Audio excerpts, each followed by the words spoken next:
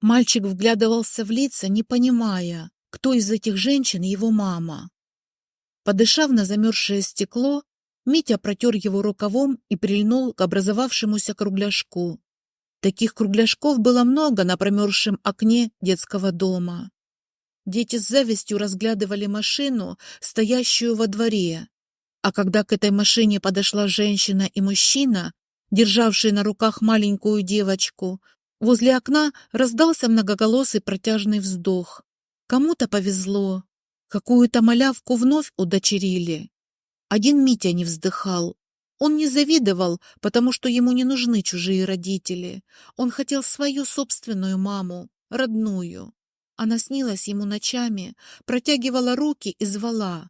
Хотя лица Митя никогда не видел и не представлял, как она выглядит, мальчику казалось, что как только он увидит маму, он сразу ее узнает. Пацаны над ним посмеивались, и Митя давно уже перестал рассказывать, кому попало, свои сны.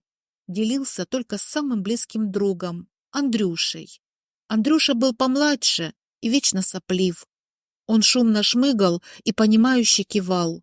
Андрюша один верил Мите, что мама его просто потерялась и когда-нибудь найдется. Правда, большой радости Андрюша в этом не видел, так как свою маму знал прекрасно. И за 10 лет, пока его не забрали в детский дом, настрадался основательно. Мама навещала Андрея, но он выходил к ней очень неохотно, помня ее вечно пьяной и помня свою голодную и холодную жизнь в неотопленном доме. Может быть, поэтому даже спустя 2 года у Андрея непрекращающийся насморк и постоянно течет из носа. Мите 13, и он умный парень для своего возраста, очень умный. Ему приходило в голову, что у друга сопли текут не просто так, а есть какое-то хроническое заболевание. Но Андрюша не жалуется и врачей боится как огня. Поэтому никто его тут и не лечит. Все давно привыкли, что мальчик шмыгает, и даже кличку дали ему соответствующую — Сопля. Один Митя друга так не называл, а называл ласково — Андрюша.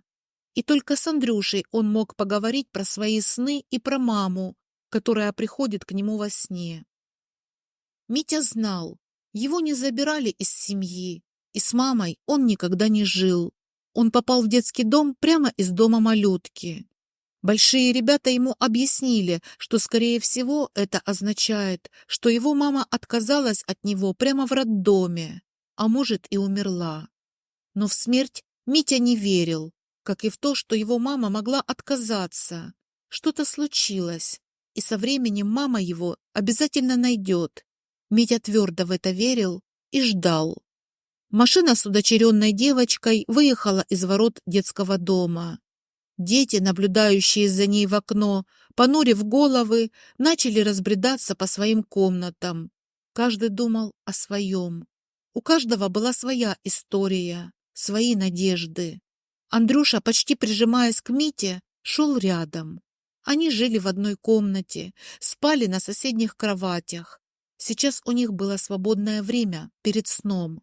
Мальчишки забрались с ногами на кровать Мити. Андрюша, свесив голову, попросил: «Может быть, почитаешь?» «А давай», — согласился друг и достал из-под подушки замызганный томик с оторванной обложкой. На этих желтых, измочаленных страницах кипела жизнь. Благородный пират совершал дерзкие преступления и спасал красавицу. Когда Митя приглушенным голосом, почти шепотом, читал Андрюше, тот, кажется, забывал дышать.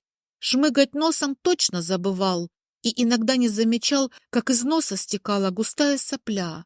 Тогда Митя толкал друга локтем, и тот доставал из кармана грязный носовой платок. Сам Андрей в свои 12 лет читал очень плохо, по слогам. Ведь родная мама не удосужилась когда-то отдать его в школу. Теперь у него была цель научиться читать так же, как Митя, чтобы можно было самому открыть любую книгу и уйти от реальности, а не сидеть, прижавшись плечом к другу, и прислушиваться к его шепоту. Митя читал тихо, потому что их за это дразнили. Его обзывали ботаном. Не так обидно, как Сопля, но все равно неприятно. В то время, как другие мальчишки из комнаты курили в окошко туалета и матерились, они читали книгу. Обидно было только, что книга подходит к концу, и в самом конце не хватает пары страниц. Митя решил, что для друга он выдумает окончание истории сам. Он уже так делал. В целом, в детдоме была жизнь неплохая. Мальчики давно привыкли жить по расписанию. Митя и не знал другой жизни. А Андрюша очень быстро адаптировался, хотя новеньким тут приходилось нелегко.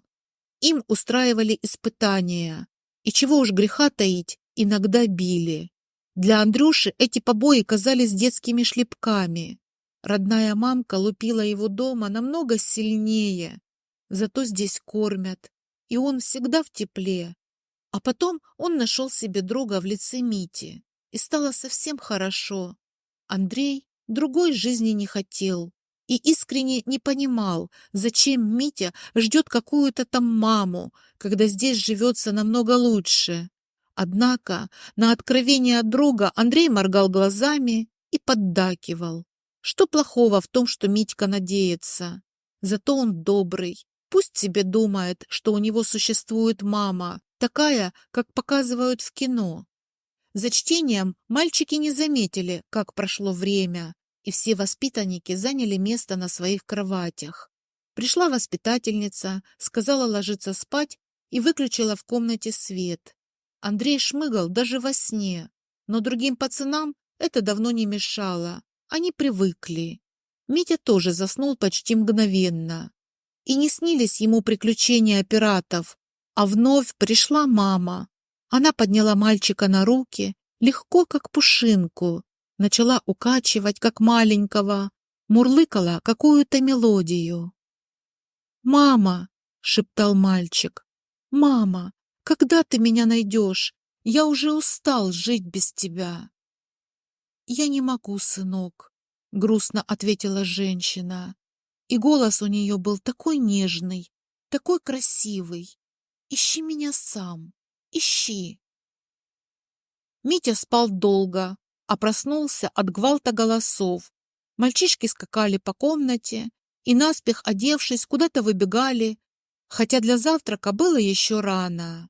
Андрюша на соседней кровати тоже торопливо натягивал свитерок и, увидев, что его друг проснулся, возбужденно затарахтел.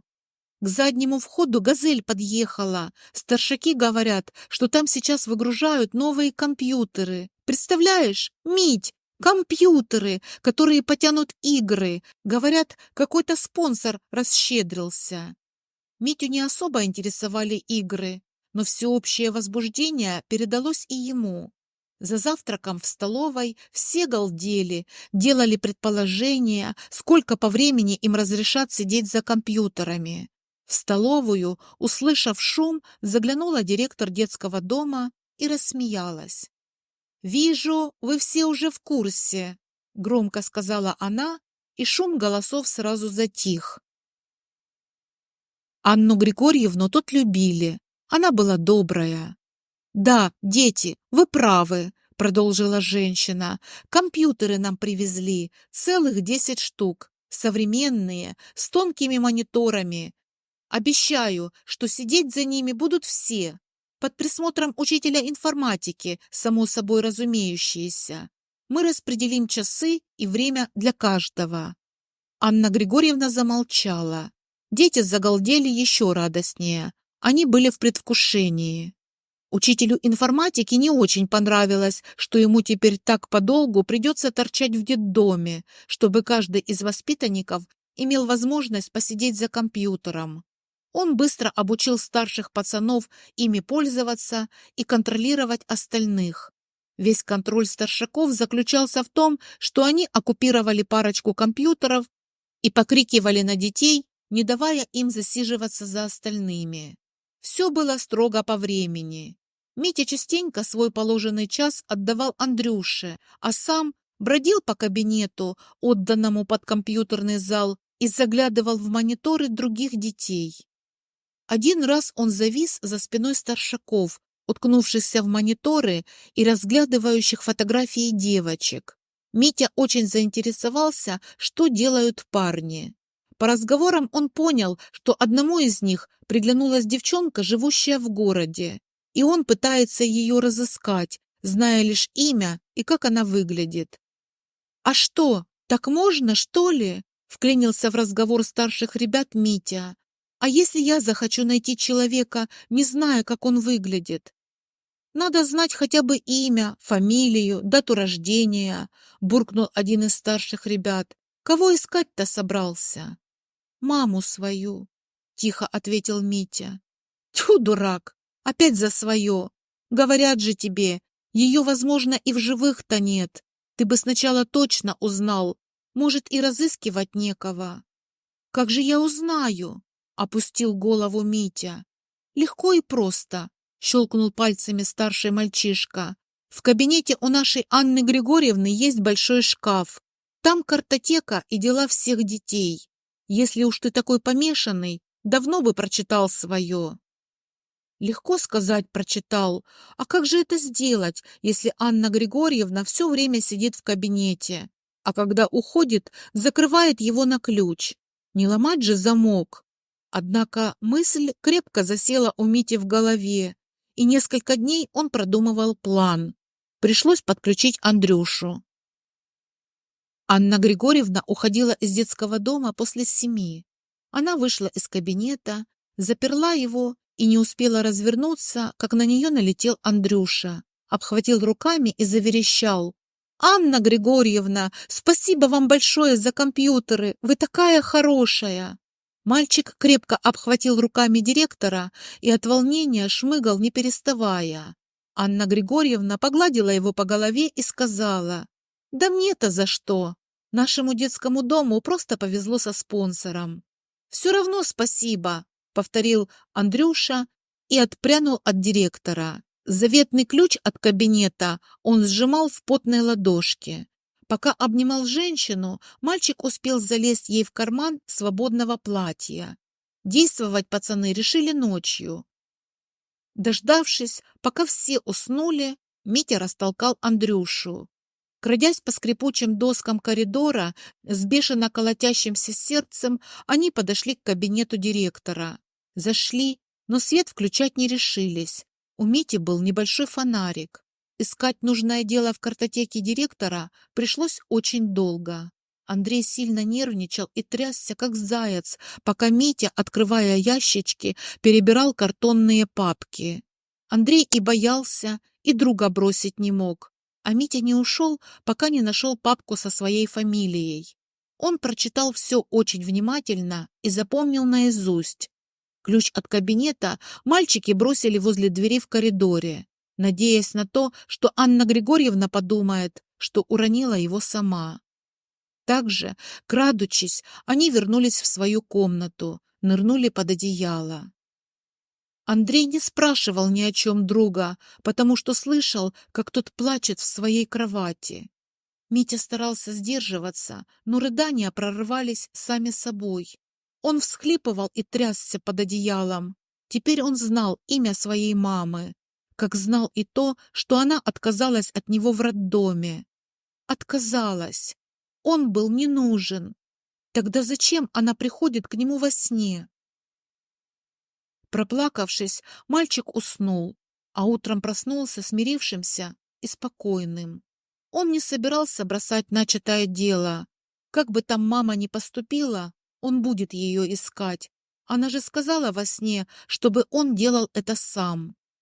В тот же день Митя подошел к старшим ребятам, когда они сидели за компьютером, и звонко сказал: «Я знаю имя своей мамы. Красноухова Юлия Сергеевна. И год рождения ее знаю. Вы поможете мне ее найти?»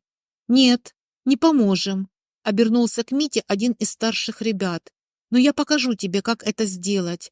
Когда придет твое время сидеть за компьютером, позовешь меня». Женщин с такими данными оказалось несколько. Чьи-то профили были с фотографиями, чьи-то нет.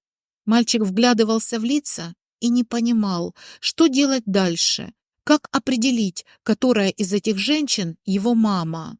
Тогда Митя решился написать им всем. Вячеслав проснулся от громкого вскрика жены. Юля металась по кровати и плакала во сне. Уже зная, что ей снится, Слава осторожно тронул женщину за плечо. Он любил свою хрупкую жену, и в браке они были уже 5 лет.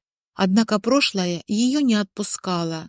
Юле всего 30, но она успела настрадаться. Родители у нее были очень строгие, и чтобы быстрее уйти из дома, Юля выскочила замуж в 20 лет. Выскочила, не узнав толком своего избранника. Он оказался тираном, и любые неприятности в своей жизни вымещал на жене. О том, как он бил и издевался над Юлей, говорил шрамик над ее бровью. Это был последний раз, когда первый муж избил Юлю. Тогда она от него и сбежала. Сбежала в другой город, чтобы он наверняка ее не нашел. Устроилась работать парикмахером в салон красоты, а со временем выкупила его. Женщина барахталась как могла, поняв, что в жизни она может надеяться только на себя. Это сейчас она может не работать, так как в салоне красоты работают на нее уже другие люди. А тогда Юля жила в крохотной комнатке общежития и откладывала каждую копеечку, питаясь через раз. Когда встретила Славу, очень долго к нему присматривалась. Вячеслав был клиентом Юли, вдовцом. Его жена умерла при родах, оставив на руках мужчины маленькую дочку. За Юлей он ухаживал долго, она присматривалась. А когда они наконец поженились, она стала лучшей мамой для его Светочки. Юля еще молода, ей только 30, а Слава чуть постарше. Они еще планировали завести общего ребенка, но была в жизни Юли еще одна трагедия. И именно от этого женщина просыпалась с плачем по ночам. В 16 лет молоденькая девочка Юля забеременела от одноклассника. Она настолько боялась своих строгих родителей, что молчала до последнего, пока они сами не заметили. Будущий отец отказался от нее и от ребенка. Родители, поняв, что аборт делать уже поздно, приказали утягивать живот и скрывать беременность. Им было очень стыдно за свою непутевую дочь. От упреков родителей, постоянных слез Юля родила раньше срока. Мальчик был очень слабенький, и в роддоме сказали, что он не жилец. Родители просто вынудили ее написать отказную от ребенка и уйти. Девочка сделала это, а жить спокойно не смогла.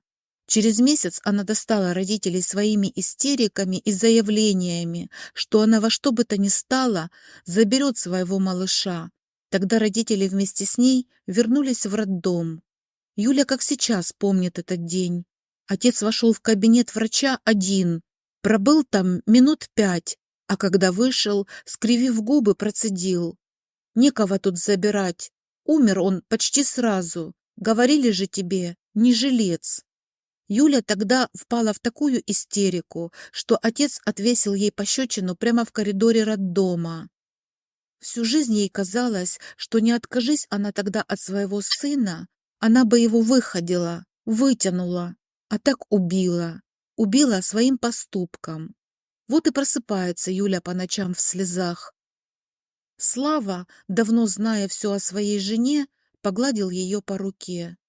«Что, снова?» «Да, Слав, я держала своего сына на руках и пела ему колыбельную. Все это настолько четко, что, кажется, я до сих пор чувствую его тяжесть и теплоту тела на своих руках. Все, Юленька, это всего лишь сон. Ты должна перестать об этом вспоминать и корить себя, иначе это никогда не закончится». Юлия замерла в объятиях мужа и попыталась вновь уснуть. Было еще очень рано. А утром ее закрутила обычная рутина. Завтрак для всех членов семьи. Потом отвела Светочку до школы, поехала в свой салон. Там пробыла до обеда, и вот уже пора встречать Свету из школы. Обычная жизнь обычной женщины, вполне счастливой женщины.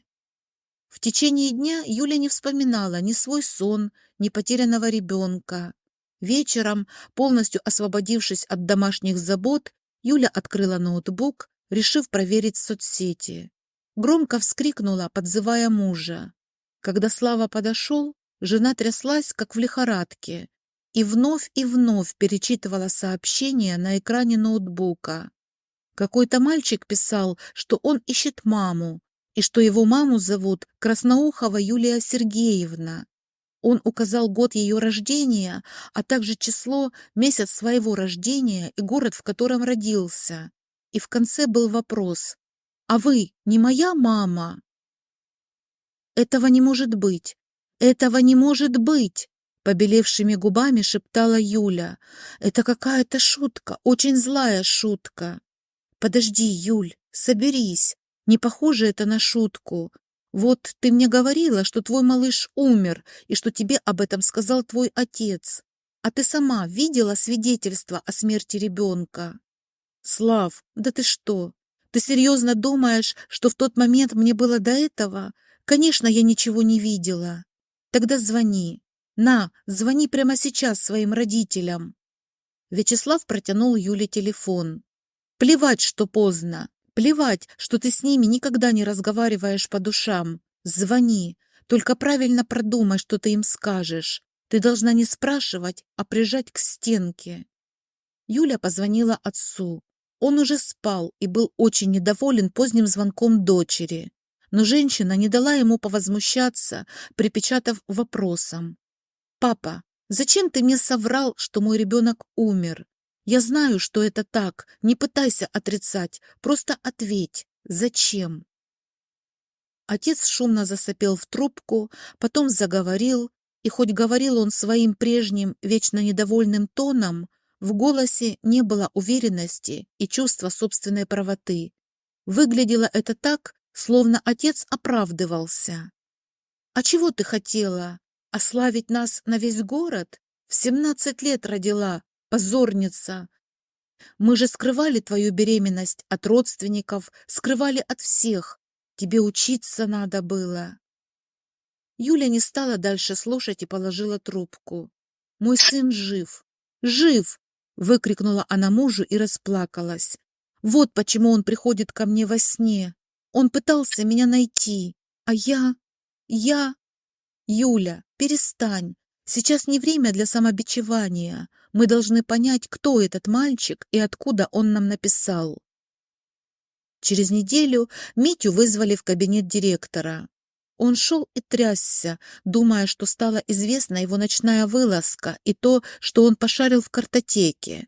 Возле кабинета Анны Григорьевны стояла какая-то девочка, хорошо одетая, незнакомая, не из их детдома. Девочка улыбалась, глядя на подходящего Митю, и вдруг сказала: «А это ты мой брат?» «Какой еще брат? Нет, не я. Наверное, ты ошиблась». Света только рассмеялась. Ошибается он, а она уже поняла, что этот мальчик будет теперь жить с ними и станет ее братом. Он был похож на маму Юлю. Митя зашел в кабинет и приготовился оправдываться, но шагнула к нему не Анна Григорьевна, а какая-то молодая женщина. Митя посмотрел ей в лицо и тут же все понял. Ночные сны словно сбывались, только на этот раз у мамы появилось лицо и голос, когда она заговорила. Это же ее голос. Юлю душили слезы. Он уже такой большой, ее сын. Сколько времени упущено, сколько времени он жил без семьи в детском доме. Но главное другое. Простит ли он ее? Из-за своего стола поднялась Анна Григорьевна и закашлялась. Она кашляла, чтобы скрыть волнение. «Знаете что? Я, наверное, вас оставлю. Вам нужно поговорить». Детдомовские дети вновь смотрели в окно на машину во дворе. Сильнее всех прильнул к стеклу Андрюша. Он провожал взглядом своего друга, шагающего рядом с девочкой, мамой и папой к автомобилю. В Андрюше не было зависти. Как можно завидовать Мите? Было только очень жаль, что друга больше не будет рядом. Но ничего, читать он уже хорошо научился, не пропадет. Возле машины Митя обернулся и помахал рукой. Дети дружно замахали в ответ, а кто-то, стоящий сзади, громко сказал: Вот надо же, как бывает. А он ведь всегда верил, что его мама найдется, и что это какая-то ошибка.